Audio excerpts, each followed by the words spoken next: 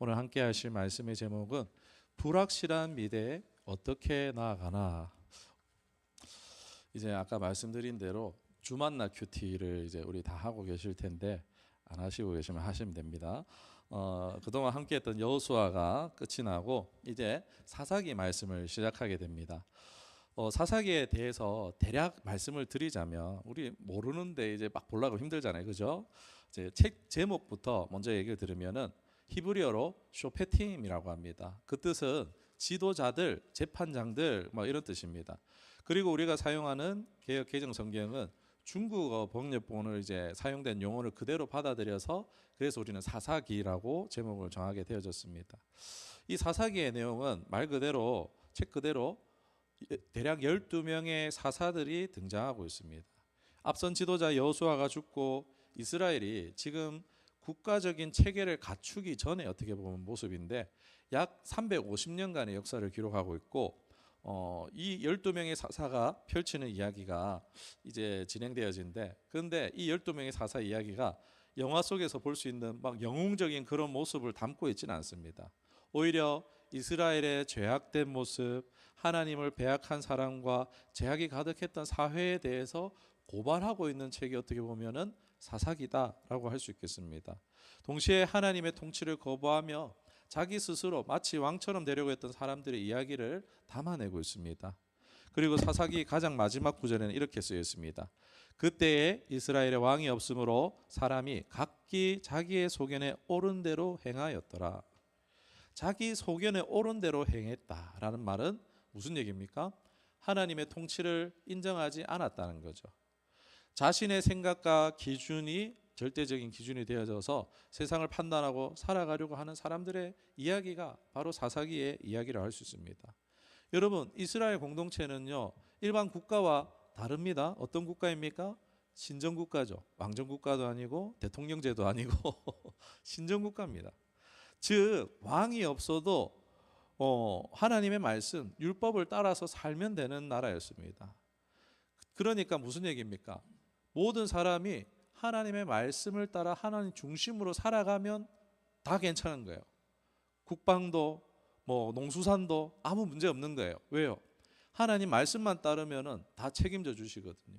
다 이겨 주시고 막아 주시고 먹을 것이 부요하게 해 주시고 가난한 사람 없게 해 주시고 이런 것이 가능한 게 정부가 있어서 되는 게 아니라 말씀에 순종하면은 다 된다라는 거예요. 국방부, 수산부 다 필요 없이 하나님이 그 역할을 다 해주신다는 거예요. 그런 하나님 중심으로 살아야 됨에도 불구하고 어떻게 합니까? 인간 중심의 삶을 계속 추구하고 원함으로 인해서 타락하고 범죄함으로 인해서 이제 계속해서 어려움을 당하는 그런 역사를 나타내고 있습니다. 이 사사기에서 나타나는 특징이 있어요. 뭐냐면은 이제 수레바퀴로 이렇게 많이 설명을 하는데 바퀴가 있으면은 하나님이 평화를 줬어요. 그러면 이 평화가 그대로 유지되는 게 아니라 타락합니다. 타락하고 나서 어떻게 될까요? 하나님이 고난을 주십니다. 고난 오면 어떻게 해요, 여러분? 이제 기도 안 한 사람도 주여 하게 되죠. 회개합니다. 회개하면 하나님이 어떻게 하십니까? 구원하세요. 구원하고 나면 하나님이 또 평화를 주니까 다시 평화 가운데 살다가 사람 또 어떻게 합니까? 타락합니다. 계속 이게 반복되는 이야기예요. 딴 얘기 아닙니다. 평화롭다가 타락했다가 고난이 왔다가 회개했다가 다시 평화 왔다가 계속 이 반복이 되는 이야기라고 보시면 됩니다. 그러니까 이 사사시대 사람들의 모습이자 어쩌면은 오늘 우리의 모습이라고도 할 수 있습니다. 지금도 우리는 어떻습니까? 자기 자신이 기준이 되어서 생각하고 살아가기가 쉽다라는 것입니다. 그러나 이 사사기는 우리가 이런 실패한 이야기 왜 봐요 싶지만은 반면교사로서, 그렇죠? 반면교사, 교사도 있지만 안 좋은 교사도 있지만 그 안 좋은 교사를 통해서 난 저렇게 살면 안 되지 하고 반면교사 삼으면 되죠. 그러니까 하나님을 왕으로 모시고 그분의 말씀에 순종하는 삶이 얼마나 참된 길인가를 오히려 발견할 수 있습니다. 결국 사사기는 인간의 연약함을 드러내면서도 하나님의 끝없는 인내와 은혜를 증언하고 있는 내용이 사사기다라고 보시면 될 것 같습니다. 이제 우리가 읽었던 본문으로 돌아와서 그 시작이 무엇으로 시작합니까? 어느 시점이에요? 여호수아가 죽은 후에로 시작되어집니다. 여러분, 인생의 큰 기둥이었던 지도자가 사라져 버렸어요. 그럼 남겨진 공동체가 어떨 것 같습니까? 혼란스럽지 않겠습니까? 뭐 만약 예전에 이제 대통령이 막 암살되는 사건들 이런 일이 얼마나 나라가 혼돈스러웠어요. 저도 잘 모르겠어요. 공감하시는 분들이 있을 텐데. 아무튼 간에 공동체가 혼란과 두려움에 빠지기 쉽다는 것입니다. 모세를 이어서 가나안 정복이라는 위대한 위협을 잃었던 여호수아가 죽음을 맞이한 후 더 이상 이제 지도자가 없는 거예요. 이스라엘 백성들은 영적 공백기 앞에 서게 되었습니다. 그러나 그들은 여전히 삶을 살아가야 되죠. 그들은 여전히 아직도 지파들만의 그 전투가 남아 있었어요. 정복해야 될 땅들이 지파들이 있었습니다. 그런 가운데에 마음이 어떻겠습니까? 나를 이끌어줄 사람이 없어요. 이 불확실한 미래를 어떻게 해서 헤쳐나가야 할 것인가. 그동안 지도자가 있으니까 지도자만 보고 따라갔으면 됐는데 막막하겠죠. 어떡하지? 이 불확실한 미래를 어떡하지? 하는 중대한 질문이 자리 잡았을 수 있습니다. 오늘 우리의 삶도 여러분 다르지 않죠. 오늘날 직장의 변화, 가정의 위기, 건강의 문제, 미래에 대한 오늘 나눴잖아요. 기도 제목에서도 지금 어떻게 될지 몰라요. 지금 이란 사태 지금 기도해야 됩니다, 여러분. 지금 미국과 이란이 이게 중동의 하약구가 터지면 이 불이 확 퍼질 수 있기 때문에 여러분 기도하셔야 돼요. 수많은 불안 요소들이 있습니다. 불확실성이 우리의 지금 앞에 가로막고 있어요. 어떤 계산을 해도 상상할 수 없어요. 어제 저희 찬양팀끼리 모여가지고 막 AI 이야기가 나와가지고 AI 이야기하는데 답이 안 나오는 거예요. 어떡하지? 그냥 어떻게 할 수 있는 게 없는 거예요. 기도합시다. 기도해야지. 뭐 이거밖에 없는 거예요. 그럴 때 우리는 흔히 어떻습니까? 답답하면서도 두려움에 사로잡히는 거예요. 자기 방법을 찾으려고 애쓸 수가 있습니다. 오늘 말씀을 통해서 우리 역시 삶의 불확실성을 돌파할 수 있는 신앙의 원리를 오늘 말씀을 통해서 발견하고 깨닫게 되기를 주님의 이름으로 축복합니다. 제목을 첫 번째로 가장 먼저 우리가 해야 될 것에 대해서 하나님께 물어야 합니다. 우리 같이 시작. 가장 먼저 하나님께 물어야 합니다. 여호수아가 죽은 뒤 이스라엘 자손이 가장 먼저 행한 일이 뭐냐? 우리 다시 한번 1절을 보도록 하겠습니다. 시작. 여호수아가 죽은 후에 이스라엘 자손이 여호와께 여쭈어 이르되, 여기까지 보겠습니다. 하나님께 누가 먼저 올라가서 가나안 족속과 싸우리까 라면서 묻는 것으로 시작하고 있습니다. 여러분, 이것은 단순히 전략적인 우선순위를 확인한 질문이 아니라 눈에 보이는 지도자가 사라진 상황에서 공동체의 참된 지도자가 누굽니까? 하나님이시잖아요. 이 왕 대신 하나님께서 직접 통치해 주시기를 간구하는 신앙 고백이라고 할 수 있는 것입니다. 여러분, 우리도 문제 앞에 서면 어떻습니까? 우리 다 그렇잖아요. 저도 그렇고 흔히 자신의 경험을 의지하거나 상황을 살피고 판단하여서 하나님께 묻는 것을 미루게 합니다. 이거는 내가 할 수 있고 이건 하나님이 할 수 있고 하는 식으로 막 이제 우리가 미루곤 합니다. 기도하는 일을 미루곤 합니다. 여러분, 내가 할 수 있어도 어떻게 해야 돼요? 내가 할 수 있는 일이라도 사실 여러분 기도해야 됩니다. 내가 할 수 있어서 기도 안 하고 내가 할 수 없어서 기도하고 이게 아니라요, 여러분. 할 수 있지만 기도하는 거예요. 제가 이제 말씀에 없는 얘기인데 커피 마실까요? 녹차 마실까요? 이런 거 질문하라 그랬잖아요. 훈련이라고. 하나님, 차 마시는데 함께 해줄 거죠? 막 이런 식으로 질문하라고 말씀드리잖아요. 쓸데없는 것도 괜찮습니다. 내 생활 속에 하나님 초청하는 거거든요. 하나님 내 삶 다스려 주시기를, 함께 해 주시기를 하나님께 신앙 고백하는 겁니다, 여러분. 쓸데없는 게 아니에요. 믿음의 공동체가 가장 먼저 해야 할 일은요, 자신의 지혜를 내려놓고 하나님의 뜻을 구하는 것입니다. 앞날이 불확실해 보이고 길이 보이지 않을수록 더 어떻게 해야 돼요? 하나님께 묻는 행위의 삶의 방향이 우리의 삶의 방향을 결정짓는 중요한 열쇠가 되기 때문입니다. 그래서 하나님이 유다가 올라갈지며라고 답해 주십니다. 그리고 그들과 함께 해주시겠다고 약속해 주십니다. 하나님께 묻는 자에게는요, 이처럼 하나님은 명확한 방향과 함께 동행의 확신을 주십니다. 유다 지파는 이 하나님의 응답을 듣고 즉시로 행동으로 옮겼고 시므온 지파와 연합했습니다. 하나님의 뜻을 구하는 사람은요, 바로 이런 자신의 독단에 빠지지 않습니다. 오히려 하나님이 주시는 지혜 안에서 지체들과 함께 힘을 합치고 서로를 세워갑니다. 그 결과 유다와 시므온은요, 함께 전쟁에 나가서 큰 승리를 경험하는 이야기가 뒤에 이어집니다. 오늘 우리가 마주하는 수많은 선택들, 결정들 순간도 이와 같습니다. 인생에 마치 나를 이끌어주고 있었던 여호수아가 사라진 것처럼 막막한 순간, 어떻게 해야 될지 모르겠는 그 상황에서 우리가 가장 먼저 해야 될 것은 무릎 꿇고 엎드리는 것입니다. 기도는 단순히 내 요구를 관철시키는 수단이 아니죠. 하나님의 주권을 인정하고 그분의 지혜를, 그분의 뜻을 빌어오는 시간입니다. 하나님께 물을 때 우리는 그리고 담대함을, 평안을 얻을 수 있습니다. 내 능력으로 도저히 길이 없을 것 같은 대적 앞에서도 하나님이 먼저 가라, 내가 넘겨주었다 하시면요, 그곳이 내가 할 수 없지만 하나님이 말씀하셨기 때문에 승리의 현장이 되는 줄 믿습니다. 그러므로 불확실한 미래를 두려워하기보다 하나님께 먼저 묻고 그분의 응답을 따라 발을 내딛는 믿음의 용기가 우리 모두에 있기를 주님의 이름으로 축원합니다. 아멘. 두 번째는 함께 동력하는 것이 필요하다라는 것입니다. 우리 같이 고백하겠습니다. 함께 동력이 필요하다. 시작. 함께 동력이 필요하다. 네. 유다 지파는 하나님의 응답이 따라옴을 받았을 때 혼자 독단적으로 움직였습니까? 아니라는 거예요. 이 불확실성을 밀어내는 비결의 하나가 바로 함께하는 것입니다. 3절에 우리 다시 한번 말씀을 보도록 하겠습니다. 3절 말씀 시작. 유다가 그의 형제 시므온에게 이르되 내가 제비를 뽑아 얻은 땅에 나와 함께 올라가서 가나안 족속과 싸우자.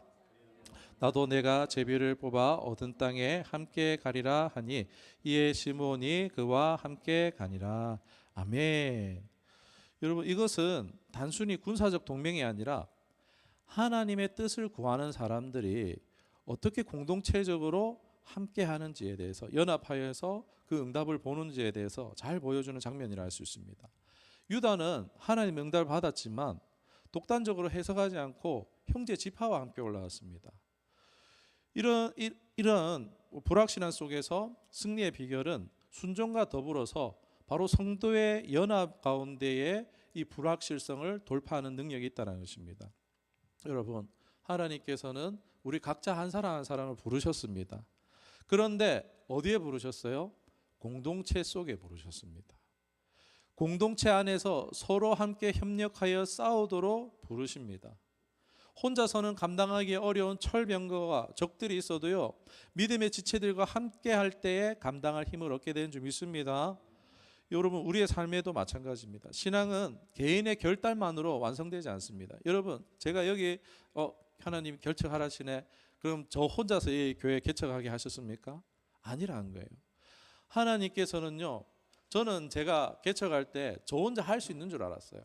어떻게든 이제 그동안 이제 했었던 이제 공사장에서 했었던 기술들, 인테리어 막 이렇게 도왔던 기술들, 저 혼자 하면 다 할 수 있을 줄 알았습니다. 그런데 아니었어요. 하나님은 그에게 너는 가만히 있어 내가 하나님 됨을 알지어다라는 말씀을 주셨어요. 아무것도 안 하는 게 여러분 더 힘든 거 아십니까? 가만히 있었어요. 그런데 하나님께서는 필요한 물질을 보내주시고, 하나님께서는 일할 사람을 보내주시고, 그리고 정말 다양하게, 정말 중학생의 돈, 중학생이 이제 막 3만 원 후원해주고 이런 식으로 그런 것들이 모여가지고 저는 가만히 있었지만 하나님께서 연합하여서 이 교회가 세워지게 해주셨다는 것입니다. 여러분, 나 혼자만 하는 것이 아닙니다. 서로의 믿음을 보듬어주는 공동체적 삶이야말로 우리 앞에 있는 불확실성을 돌파하며 승리할 수 있는 비결입니다. 성경의 곳곳에 보면요, 함께할 때에 풍성한 은혜가 나타난 사례들이 곳곳에 있습니다. 모세와 이 아론과 훌의 이야기 아시죠? 아말렉 전투에서 모세가 손을 들고 기도하면은 이기고 손을 내리니까 어떻게 된 거야? 진 거죠. 그러니까 어떻게 해요? 그걸 눈치챈 아론과 훌이 어떻게 합니까? 모세 팔을 들어주자 이러고 모세 팔을 이렇게 고정되게 해놓고 그래갖고 이겼잖아요. 그리고 다윗의 용사들, 다윗이 아무리 잘 싸워도 혼자서 전쟁을 이길 수 있습니까? 아니죠. 용사들이 여러분 다윗의 역대 지략에 보면요, 이제 그의 삶이 끝날 때에 자기와 함께했던 사람들에 대해서 칭찬하는 사람이 있어요. 혼자서 100을 이기고 300을 이기고 막 이런 용사들이 있었다, 뭐 이런 이야기들. 그러니까 그런 용사들이 함께함으로 왕국을 세울 수 있었습니다. 초대교회 성도들도 어떻습니까? 사도행전은 사도들이 모여서 기도할 때 성령이 임하시고, 그리고 공동체가 함께 물건을 나누며 교제할 때 큰 은혜가 임했다라고 기록합니다. 공동체적인 삶이 성령의 역사를 또 더욱 풍성하게 만들었던 것입니다. 이 성도 간의 동력은요, 단순히 교회 안에 모여 있는 것으로 여러분 끝나는 것이 아닙니다. 내가 교회 안에 속했으니까 그냥 끝 하는 게 아니라 함께 나누고 기도하는 삶 속에서 구체적으로 드러납니다. 먼저 함께 나누는 거예요. 삶의 간증과 말씀을 나누면서 격려할 때에 신앙은 더 깊어지고, 그리고 또 어떻습니까? 흔들리지 않는 힘을 경험해 준 거예요. 내가 넘어질 뻔하였지만 믿음의 동력자들이 울타리가 돼주는 거예요. 나의 작은 경험조차도 다른 성도에게는 큰 위로가 되고, 다른 성도의 간증이 내 믿음을 다시 세워준다는 것입니다. 또한 어려움을 나눌 때 그것이 곧 기도 제목이 되어서 어떻습니까? 공동체가 함께 짐을 지는 거죠. 나 홀로 지는 게 아니고 공동체가 나눠서 지는 거예요. 그렇게 하나님 앞에 올려드릴 때에 하나님이 더 속히 응답해 주시겠죠. 그러니까 나눔은요, 단순한 교제가 아니라 서로의 짐을 함께 지는 실체적인 사랑의 실천이다라고 보시면 됩니다. 그리고 나눔을 통해 생겨난 기도 제목을 가지고 어떻게 합니까? 우리가 이번 주 금요일에도 기도했었죠. 금요 기도회로, 또 우리가 적게 이제 소그룹 모일 때, 또 중보 기도에서 함께 하나님 앞에 나갈 때 그 공동체의 힘이 배가 되는 것입니다. 혼자 기도할 때는 어떻습니까? 언제 응답되지 지치지만, 함께 기도할 때는요, 불이 붙죠. 성령의 불이 더 활활 타오릅니다. 그렇게 하나님께서는요, 함께 기도하기를 원하십니다. 여러분, 함께 나누고 기도하는 삶은요, 추상적인 이야기가 아니라 실제적인 신앙의 동력인 줄 믿습니다. 교회 안에서 서로의 짐을 나누며 서로의 믿음을 격려하며 함께 하나님께 나아갈 때에 우리가 이 불확실한 상황들 앞에서 흔들리지 않는 힘을 얻게 되는 줄 믿습니다. 이것이 바로 성도 간의 동력을 만들어내는 승리의 비결입니다. 반대로 나 혼자 잘하면 되지, 그것만큼 위험한 게 없습니다. 우리는 내가 원하는 신앙을 해야 됩니까? 하나님이 원하는 신앙을 해야 됩니까? 당연히 하나님이 원하는 신앙의 모습을 갖춰야 합니다. 여러분, 인터넷에 은혜로운 설교 많죠. 저보다 100배, 1000배, 만배 훌륭하신 목사님들 많습니다. 교회 하면요, 사람 만나는 게 불편한 것들이 있을 수 있습니다. 그러나 홀로 신앙하려고 하는 그런 시도들이 있는데, 이러한 현상 중에 하나가 좋은 교회를 만나는 것이 어려운 것도 있겠지만, 나 홀로 신앙생활하는 것은요, 하나님의 뜻과는 상반된다라는 것입니다. 하나님은 공동체를 통해서 하나님의 뜻을 이루시기 때문에, 또 철이 철을 연단함과 같이 서로가 연단이 되는 거예요. 하나님 필요하시니까 저런 사람이 다 있어 싶지만요, 그 사람 안에 있는 게 내 안에 있기 때문에 그게 보이는 겁니다. 나를 변화시키시기 위해서 하나님은 때론 싫은 사람을 만나기도 하십니다. 그러나 내 안에 있던 그 같은 모습이 사라지면요, 여러분 아무렇지도 않습니다. 불확실한 그런 상황 속에서 혼자 어려움 말고 우리가 함께 할 수 있는 우리 되기를 간절히 소망을 축원합니다. 마지막으로 불확실성을 몰아내는 비결 세 번째가 온전히 순종하는 것입니다. 19절의 말씀과 말씀이 연관이 있는데, 유다 지파는 하나님의 응답을 따라서 여러 성읍들을 점령하며 승승장구하는 이야기가 계속 이어집니다. 그런 승리의 기록들이 이어지다가 어떻게 되느냐? 오늘 19절에 순종의 한계를 드러내는 안타까운 장면을 기록합니다. 유다가 산지 주민들을 쫓아내지만 이 골짜기 주민들이 철병거를 가짐으로 인해서 그들을 쫓아내지 못했다라고 말하고 있습니다. 또한 뒤에 보면 베냐민 자손이 예루살렘의 여부수 족속을 완전히 쫓아내지 못했다라고 기록하고 있습니다. 여러분, 여기서 중요한 점은요, 철병거입니까? 그들이 쫓아내지 못한 이유는요, 전력적인 열세가 아니란 것입니다. 성경은 이미 하나님께서 그들과 함께 하신다라고 했어요. 그 약속을 강조하셨어요. 하나님이 함께 하신다면 상대방이 가진 철병거는 결코 장애물이 될 수 없습니다. 그럼에도 불구하고 이스라엘은 그들을 남겨둔 것은 눈앞의 현실적 장벽 앞에서 하나님의 약속을 온전히 신뢰하지 못한 신앙의 타협의 결과였습니다. 여러분, 사실 땅을 분배받았다고 해서 모든 게 끝난 게 아니죠. 예를 들어서 우리 집을 이사를 할 때 있잖아요. 집을 사잖아요. 바로 들어갈 수 있습니까? 거기다가 짐 바로 넣으면 돼요. 안 되잖아요. 이사를 준비하고 청소하고 인테리어를 하고 그래 짐을 옮기고 비로소 거기가 이제 내 집으로 이제 되는 거죠. 등기까지 다 하고 요즘 이제 확정일자까지 해야 됩니다. 마찬가지로 하나님께서 약속하신 기업을 분배받았다 해도 실제로 정복하고 차지하는 순종의 과정이 필요합니다. 우리의 구원도 그렇다는 거예요. 바울은 빌립보서 3장 12절에 내가 이미 얻었다 함도 아니요 온전히 이루었다 함도 아니라 오직 내가 그리스도 예수께 잡힌 바 된 그것을 잡으려고 달려가노라라고 고백하고 있습니다. 구원은 이미 주어진 은혜이지만 동시에 끝까지 붙들고 달려가야 하는 과정이라고 말하고 있는 것입니다. 순종은 시작하는 것만큼이나 여러분 끝까지 붙드는 것도 중요합니다. 하나님은 우리가 적당선에서 멈추는 부분적 순종이 아니라 전체의 순종을 원하십니다. 모든 가나안의 우상들을 잔재를 제거하는 온전한 순종을 하나님께서 원하셨어요. 그러나 순종이 멈춘 그 순간 그 자리에 타협이 시작되고 그 타협이 결국 이 이스라엘 공동체를 몰락시키는 대로 이어지게 된 것입니다. 여러분, 이제 우리가 신앙을 하면서 하나님의 뜻을 분별하는 것은 되는데 그게 막 어려워서 이제 힘들어하는 시간도 있지만 하나님의 뜻을 분별하지만 그런데 그것을 순종한 게 더 어렵죠. 그리고 더 어려운 게 뭡니까? 그 순종을 지속하는 게 어쩌면 더 어렵다고 할 수 있습니다. 이게 되지 않아서 하나님의 영광을 드러내지는 못하고 그냥 자기 만족으로 끝나는 경우가 많아요. 하나님 만났어. 하나님 응답해 주셨어. 나 오늘 하나님 음성 들었어. 하나님 임재 경험했어. 그냥 그 수준에 계속 위로만 받고 계속 그냥 그 수준에 머무르고 하나님 영광을 드러내는 열매나 이런 것이 없는 경우가 많습니다. 왜요? 기도 응답을 받건 하나님의 뜻을 발견하고 이런 건 참 너무나 감사한 일임에도 불구하고 그러나 여러분 믿음은 바라는 것들의 실상이요 보이지 않는 것들의 증거함과 같이 믿음은요 아직 보이지 않는 것임에도 그걸 보이지 않는 것을 붙잡는 것임에도 불구하고 우리가 자꾸 현실을 보는 거예요. 눈앞의 상황을 보는 거예요. 우리의 본질이 뭡니까? 영혼 육 중에 우리의 본질이 무엇입니까? 영이죠. 본질은 영이에요.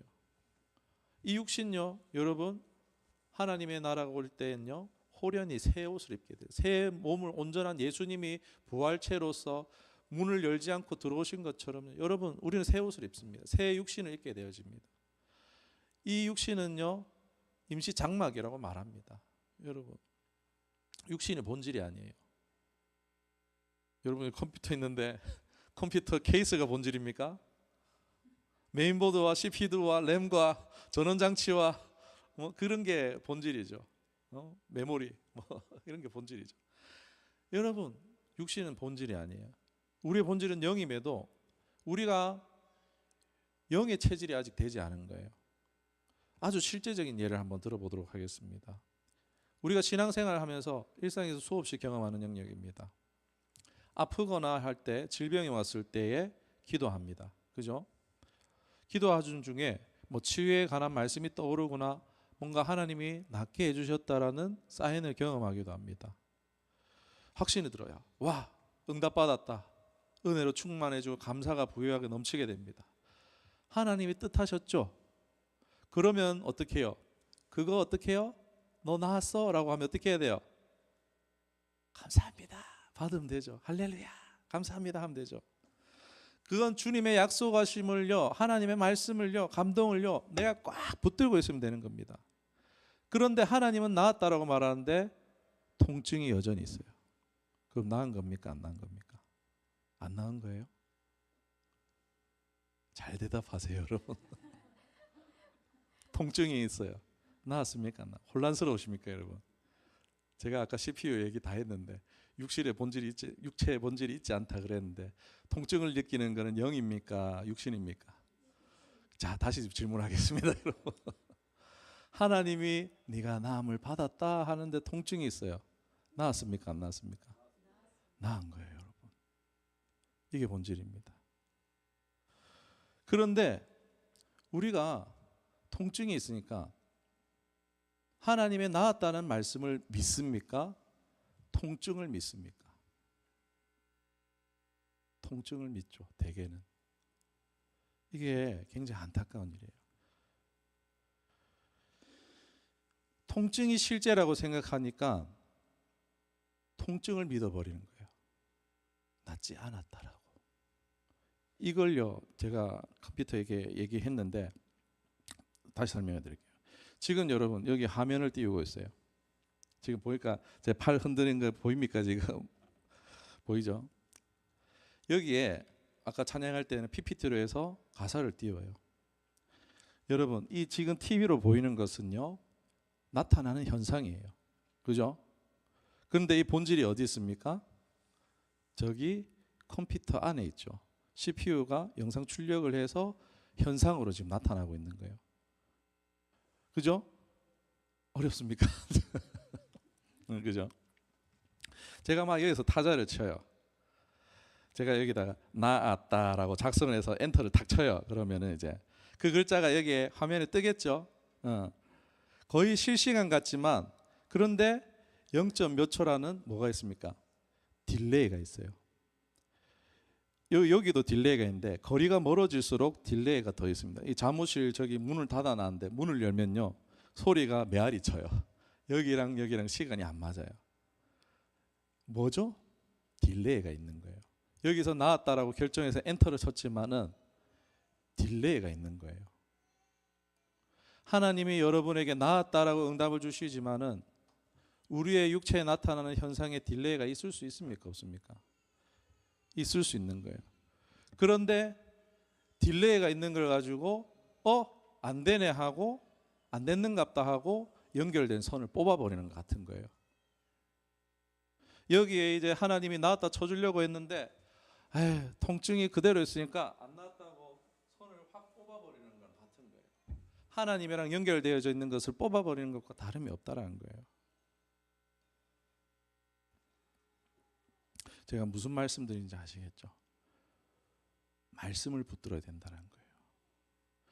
온전한 순종이라는 것은요, 그냥 처음 감동을 가지고 그걸로 만족하고 끝나는 게 아니라는 거예요.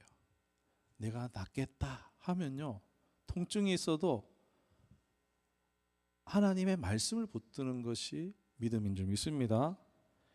이게요, 말이 쉽지 어려울 수도 있는데 자기 부인하는 거예요.